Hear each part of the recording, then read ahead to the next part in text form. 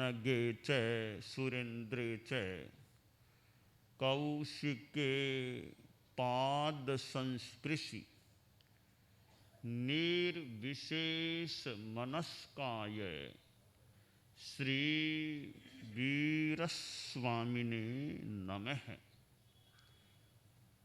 आर्हत वाङ्मय में कहा गया है, संजय विरय परिहय पच्चखाय पावकम। साधु कैसा होता है? संयत विरत प्रतिहत पाप कर्मा प्रत्याख्यात पाप कर्मा। हमारी दुनिया में साधु भी यों बहुत बताए गए हैं। जितनी आज भारत की आबादी है उससे कहीं ज़्यादा जनसंख्या पूरी सृष्टि में साधु समुदाय की है, चारित्रात्मा समुदाय की है। कि हमारी इस सृष्टि में हमेशा के लिए साधु चारित्रात्माओं की संख्या कम से कम भी होगी तो भी 2000 करोड़ से भी कुछ अधिक, 2000 करोड़ से भी कुछ अधिक, इतनी संख्या तो न्यूनतम मिनिमम रहेगी। ज़्यादा से ज़्यादा चारित्रात्माओं की संख्या हो जाए तो 9000 करोड़ से भी कुछ अधिक, इतनी जनसंख्या चारित्रात्माओं की स्मृति में आ रही है। तो यानी बहुत अच्छी संख्या है, पर यह संख्या पूरी सृष्टि की अपेक्षा से माने, केवल भारत देश की अपेक्षा से तो यह बात नहीं है। महाविदेह में कितनी चारित्रात्माएं होंगी, और भी जगह हो सकती हैं। तो साधु होता है 15 कर्म भूमियों में साधुओं का अस्तित्व, और वैसे कभी कभी तो पूरे लोक में चारित्रात्मा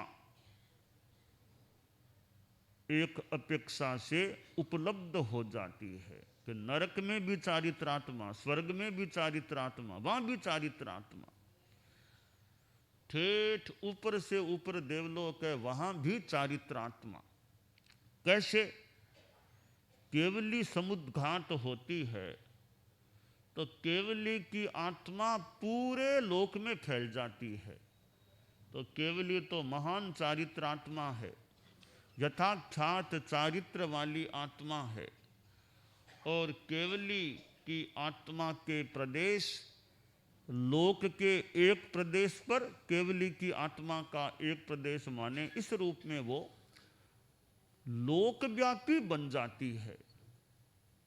हम नमो लोये सब साहूणम बोलते हैं तो लोक के समस्त साधुओं को, तो क्या पूरे लोक में, मतलब पूरे लोक में भी साधु इस रूप में मान सकते हैं कि केवली समुद्घात के समय केवली की आत्मा पूरे लोक में फैल जाती है, उस समय चारित्रात्मा प्रदेश पूरे लोक में व्याप्त हो जाते हैं। तो साधु संयत विरत, संयम युक्त हो, विरति युक्त हो, पाप कर्मों का हनन करने वाला, पाप कर्मों का प्रत्याख्यान करने वाला, तो साधु हैं। साधु का क्या कर्तव्य है? परम पूज्य आचार्य श्री तुलसी की छोटी सी कृति है कर्तव्य सट्त्रिंशिका, बहुत छोटा, अत्यंत छोटा सा ग्रंथ है। कर्तव्य के बारे में उसमें प्रेरणा दी गई है, संदेश दिया गया है, उपदेश दिया गया है। हमारे जीवन में कर्तव्य बोध का बड़ा महत्व होता है। किसका क्या कर्तव्य है, जिसका जो कर्तव्य है उसके प्रति जागरूक रहना, यह एक महत्वपूर्ण और अच्छी बात हो जाती है। कर्तव्य के प्रति जो लापरवाह है, प्रमादी है, आलसी है, उस आदमी में कुछ कमी है कि कर्तव्य के प्रति लापरवाह रहता है।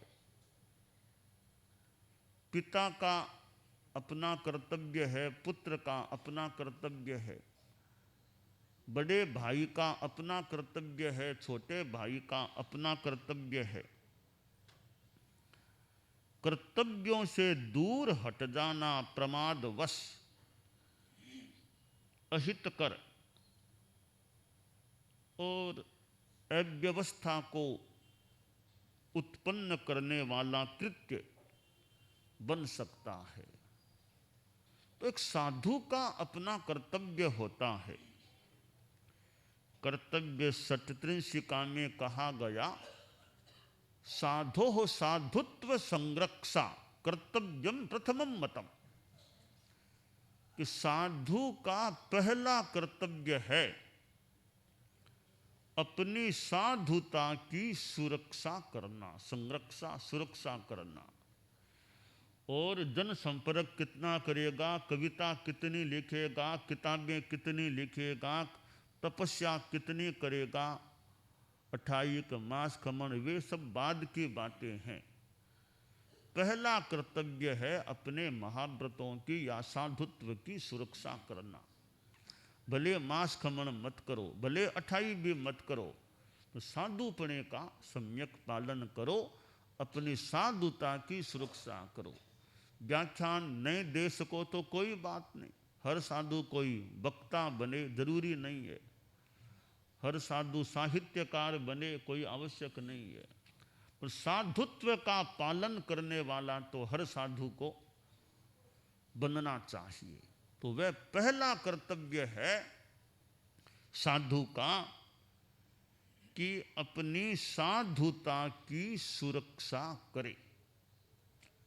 उसके बाद में वो कर्तव्य ठीक पालित हो, अब उसके बाद जितना जनोपकार कर सको, व्याख्यान दे सको, भाषण दे सको और लोगों को धर्म की प्रेरणा दे सको, वो काम जितना उचित हो वो करो। यात्रा विहार कर सको उतना यथा विधि यथा व्यवस्था करो। परम पूज्य आचार्य श्री तुलसी के नाम से यह सभा गृह है। विद्यालय का नाम तो Mahapragya public school, Mahapragya public school में आचार्य तुलसी के नाम से सभा गृह है। गुरुदेव तुलसी फरमाते थे, फरमाया था कि तुलसी महाप्रज्ञ, तुलसी में महाप्रज्ञ देखो और महाप्रज्ञ में तुलसी को देखो, यानी दोनों में एक अपेक्षा से एक सीमा तक की अभिन्नता की बात, कि तुलसी में महाप्रज्ञ को देखो, महाप्रज्ञ में तुलसी को देख लो। तो महाप्रज्ञ पब्लिक स्कूल में तुलसी सभागृह को देख लो, तुलसी सभागृह है तो महाप्रज्ञ पब्लिक स्कूल है। फिर तो तुलसी और महाप्रज्ञ यहाँ भी मानो एक से, कुछ अंशों में मानो कि एक से हो गए हैं।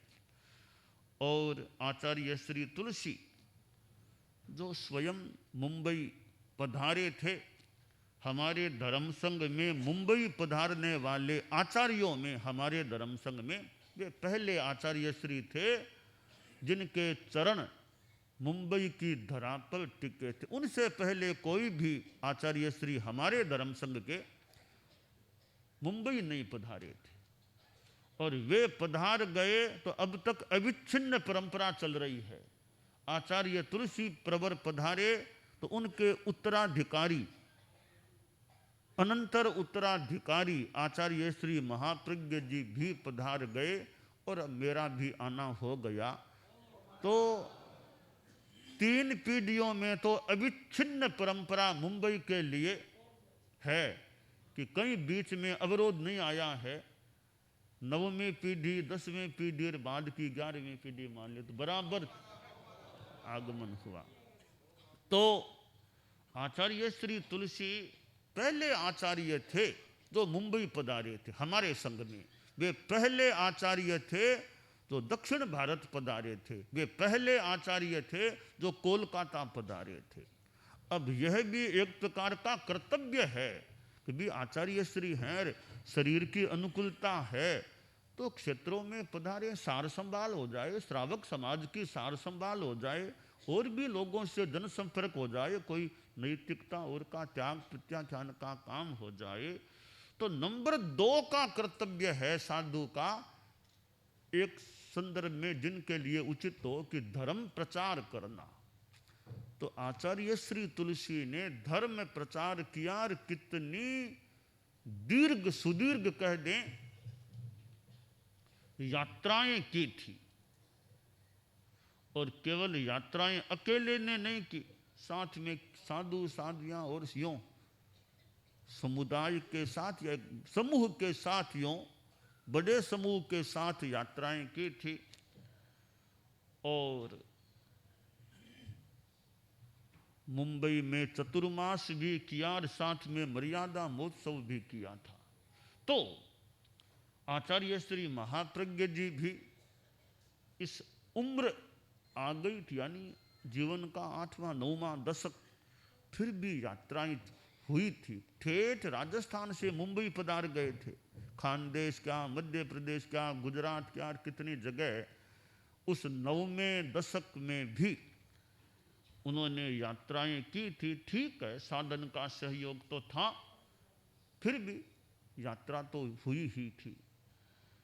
तो यह भी साधु का मान लो एक प्रकार का कर्तव्य है। फिर आचार्य श्री हैं तो और विशेष कर्तव्य है कि धर्म संघ की सार संभाल हो।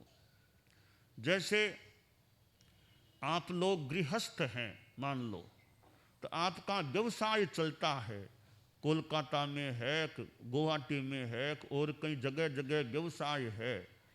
तो मुनीम लोग काम करें, ठीक है, वो भी काम करते हैं, कभी कभी मालिक खुद जाकर के संभाल करता रहे तो और ज़्यादा एक काम आगे ठीक रहे। तो मालिक खुद फैक्ट्री है एक और है, वहाँ जा के संभाल करता रहे बीच बीच में, तो कार्य में और ज़्यादा गतिमत्ता और अच्छापन भी आ सकता है। तो इसी प्रकार आचार्य श्री तुलसी, आचार्य श्री महाप्रज्ञ जी के संदर्भ में बात बताऊं तो वे हमारे मालिक थे। तो हमारा धर्म का व्यवसाय मान लो दक्षिण में भी था, कलकत्ता में जगह जगह था, अर्थात मानो कि वे अपने व्यवसाय को, श्रावकों को, ओलों को भी संभाल के लिए जगह जगह पधार गए थे। तो यह भी कर्तव्य है। तो कर्तव्य बोध है कि आचार्य श्री तुलसी कह दें भी कि मैं तो मेरा एक जगह बैठा हूँ, मैं तो एक जगह बैठा हूँ, एक जगह तो ठीक है, आचार्य हैं, इच्छा हो तो एक जगह विराज जाओ। कौन कितना रोक सकता था, कौन हिम्मत करता। अगर फरमा देते भी कि मैं ज़्यादा घूमना नहीं, मैं तो मेरा राजस्थान में कहीं बैठा हूँ, आसपास थोड़ा घूम लूँगा, विराज जाओ, आपकी मर्जी है। पर वो फिर वह यात्रा होती है तो उसमें जो एक उन्मेष आ सकता है वो एक जगह बैठने से आए नहीं भी आए। तो यह कर्तव्य बोध कि भी थोड़ा घूमे, यात्रा करें, शरीर ठीक है तब तक घूम लो। बाद में तो अब आचार्य श्री तुलसी ने थोड़ी उम्र भी कम थी, उस समय लंबी लंबी यात्राएं कर ली। 70-80 आने के बाद तो न तो बॉम्बे पधारे, न दक्षिण पधारे, न कोलकाता, बस पहले पहले हो गई वो हो गई। बाद में बहुत लंबी यात्रा, बस दिल्ली पधार गए, कभी अहमदाबाद पधार गए, राजस्थान था, ये हरियाणा और ऐसा था, ज़्यादा लंबी यात्रा नहीं हुई। तो जब तक शरीर ठीक है, शरीर की अनुकूलता है, ताव धम्मम समायरे, तब तक जितना धर्म कर सके उतना कर लो, जब तक ठीक है। अब उपवास बेला है, अब डॉक्टर कहता है भाई नहीं नहीं उपवास बंद करो, वो सोडियम कम हो गया, वो हो गया, उपवास छोड़ो, वो करो, तो दिक्कत हो सकती है। शरीर ठीक है, उपवास बेला करना हो सो कर लो। अब बाद का पता नहीं है, क्या डॉक्टर कह दे, क्या परिवार वाले भी कह दें भी अब छोड़ो तपस्या, आप स्वास्थ्य का ध्यान रखो। तो जो कर ले सो अपना है, कर्या सो काम भजा सो राम, बस जो कर ले सो अपना है। तो जब तक शरीर की अनुकूलता है तब तक जितने करना हो सो कर लो। अब यात्रा भी है, शरीर की अनुकूलता है, तब तक जितने कर सको, जितनी अनुकूलता उतनी कर लो। अब बाद का क्या भरोसा, 70-80 आने के बाद साधु कितना चल सके कि न चल सके, क्या हो। तो जब तक शरीर ठीक है तब तक कर्तव्य निर्वाह के संदर्भ में भी जो कुछ विशेष करना हो वो आदमी को कर लेना चाहिए। तो यह कर्तव्य बोध है। भगवान ऋषभ ने लोगों को शिक्षण दिया, जो भी असी मसी कृषि आदि सामाजिक और लौकिक कार्यों का प्रशिक्षण दिया। कहते हैं कि उन्होंने वो कर्तव्य का निर्वाह किया था, कि वरना तो ये सांसारिक काम, सावध्य काम, इनमें क्यों समय लगाते। तो क्यों लगाया, कभी वो जानते नहीं थे क्या कि सावध्य काम है, कभी जानते तो थे, तो फिर भी किया। तो फिर क्यों किया। एक जगह कहा गया है, एतच्च सर्वम सावध्य मिति लोकानुकंपया स्वामी प्रवर्तयामासे जानन कर्तव्यमात्मनः है। कि वे जानते थे यह सारा सावध्य काम है, फिर भी लोकानुकंपा, लौकिक अनुकंपा, लोगों के प्रति अनुकंपा, कभी मेरा कर्तव्य, और इनको कौन सिखाएगा मेरे बिना, इनको ज्ञान दूं कैसे जीवन जीना, गृहस्थ जीवन भी कैसे जीना। तो मानो उन्होंने कर्तव्य निर्वाह के लिए सावध्य कार्य का भी एक प्रवर्तन या प्रशिक्षण जो भी कार्य किया। तो वो सामाजिक लौकिक भी कर्तव्य होते हैं, इधर लोकोत्तर धार्मिक कर्तव्य भी होते हैं। तो साधु का लोकोत्तर कर्तव्य जो है वो खुद की साधना करना, फिर जितना जनोद्धार का काम जितना आनुकूल्य हो उसके अनुसार करना, यह एक साधु का कर्तव्य हो जाता है। तो हम अपने जीवन में कर्तव्य बोध भी रखें, कर्तव्य की जागरूकता, कर्तव्य का एहसास वो रखें, और प्रमादवश कर्तव्य च्युति से संयुक्त न हो, कर्तव्य से च्युत होने का कार्य न हो।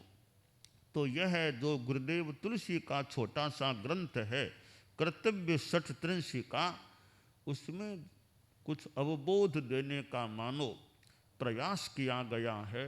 तो आज यह महाप्रज्ञ पब्लिक स्कूल का यह तुलसी, गुरुदेव तुलसी के नाम से सभागृह है। आचार्य श्री महाप्रज्ञ जी इधर प्रवचन प्रोग्राम भी, क्यों ना यही स्थान, और वो एक प्रोग्राम विकास की अवधारणा, संभवतः विकास की अवधारणा, सुदर्शन जी और वो लोग यहाँ प्रोग्राम हुआ था, ऐसी स्मृति आ रही है। वो राष्ट्रीय स्वयंसेवक संघ वो लोग यहाँ आचार्य श्री महाप्रज्ञ जी का सानिध्य प्रोग्राम हुआ था, ऐसी स्मृति आ रही है। तो ऐसे ऊपर यहाँ प्रोग्राम गुरुदेव का यह प्रवास स्थल, आचार्य श्री का यह प्रवास स्थल आचार्य श्री महाप्रज्ञ जी का, हाँ, तो आज पहली बार इस प्रवास में, यहाँ कालबा देवी आने के बाद भी पहली बार इस प्रवास स्थल के मूल स्थान में इधर, यानी इस ऊपर वाले प्रथम तले में आने का मानस कल बना लिया था, और आज आ भी गए। तो मैं आचार्य श्री महाप्रज्ञ जी, जिनके सानिध्य में हमें रहने का मौका मिला था, इस प्रांगण में, इस बिल्डिंग में प्रवास हुआ था, तो आचार्य श्री महाप्रज्ञ जी का वह प्रवास, मुंबई का प्रवास यात्रा, और यहाँ कालबा देवी के इस बिल्डिंग, इस स्थान में गुरुदेव का निवास जो हुआ था, उस समय हम लोग भी यहाँ साथ में गुरुदेव के यूँ पास रहने का, सानिध्य में रहने का मौका मिला था। तो उस स्थान में ऊपर वाले इस स्थान में, और जहाँ चारित्रात्माओं का चतुर्मास का भी स्थान, चारित्रात्माओं का चतुर्मास का भी स्थान, तो यहाँ ठिकाना, इसको ठिकाना मान ले। यह साधु साधियों का ठिकाना मान ले इसको। और महाप्रज्ञ पब्लिक स्कूल को भी मानो एक सह्यातर होने का लाभ मिलता है। इतना बड़ा स्थान इस शहर की इस व्यस्त एरिया में इतना एक ठिकाना साधु साधियों को मिल रहा है, तो महाप्रज्ञ पब्लिक स्कूल भी एक मानो स्थान का दान दे करके मानो सह्यातर का एक तरह से लाभ प्राप्त कर रही है। यह जो विद्यानिधि फाउंडेशन है, एक सह्यातर का लाभ, साधु साधियों को भी एक स्थान मिल जाता है, लोगों को भी लाभ मिलने का एक क्रम बन जाता है। तो हम अपने कर्तव्य के प्रति जागरूक रहें, यह काम्य है।